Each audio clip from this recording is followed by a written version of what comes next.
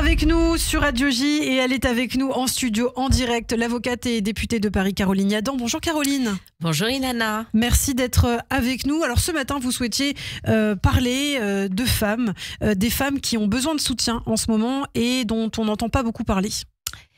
Tandis que des rebuts de la République instrumentalisent notre jeunesse en lui inculquant la haine des Juifs, les femmes afghanes crient au secours face à la haine des talibans.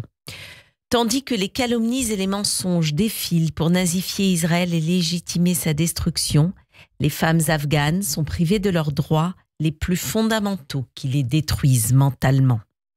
Tandis que le narratif des mollahs iraniens imprègne les défenseurs des droits humains qui se foutent des tragédies qui frappent les peuples musulmans si leur ennemi n'est pas juif, les femmes afghanes ne peuvent plus se déplacer sans un homme, sont exclues du monde du travail, des ONG nationales et internationales sont privées de sport, de salons de beauté, de parcs, de vie sociale et même d'enterrement.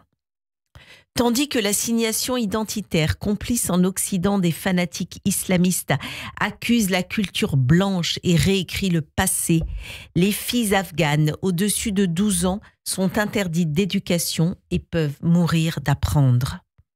Tandis que s'opère ici la confusion volontaire entre le dogme islamiste totalitaire, sexiste, homophobe, antisémite, xénophobe, génocidaire, assassin, et la persécution des croyants toujours condamnables, les femmes afghanes sont réduites au rang de simple propriété des hommes, au même titre que le bétail ou que d'un meuble.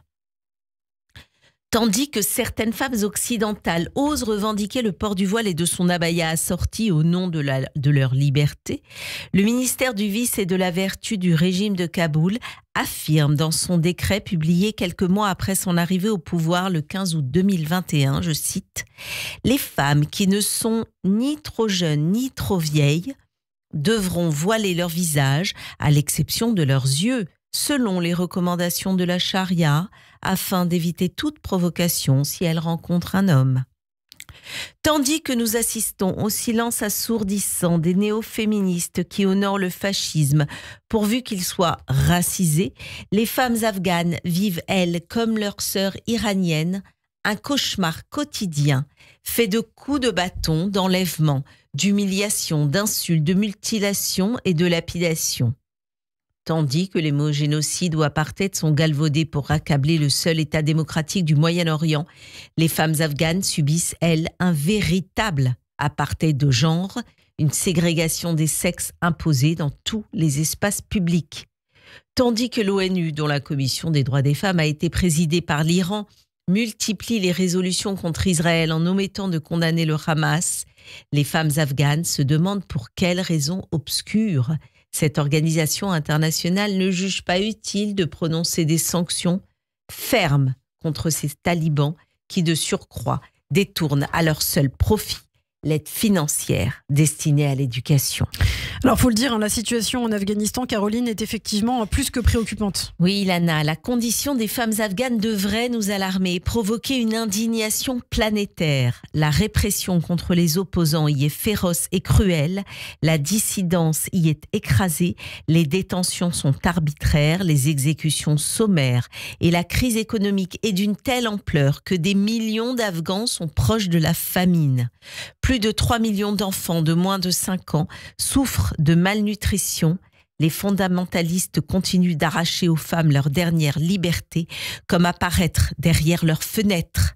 Les suicides en Afghanistan concernent à 80% les femmes.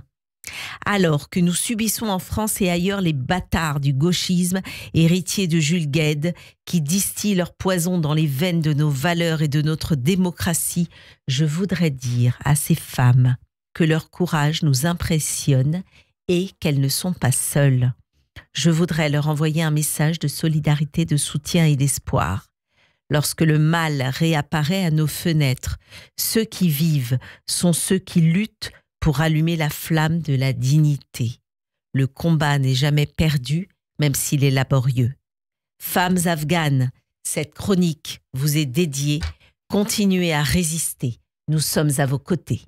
Merci beaucoup Caroline Yadan, merci pour cette chronique et de mettre en avant cette situation effectivement pour les femmes en Afghanistan dont on n'entend effectivement pas beaucoup parler malheureusement. Merci beaucoup Caroline. Merci Nana. Et je vous dis à très bientôt. Je vous laisse profiter de votre lundi de Pentecôte en famille. Vous avez bien raison Caroline, profitez-en. Vous restez avec nous en tout cas les amis, nous sommes ensemble jusqu'à 9h comme tous les matins. Dans quelques instants, Pascal Sunshine à Jérusalem. On va revenir sur la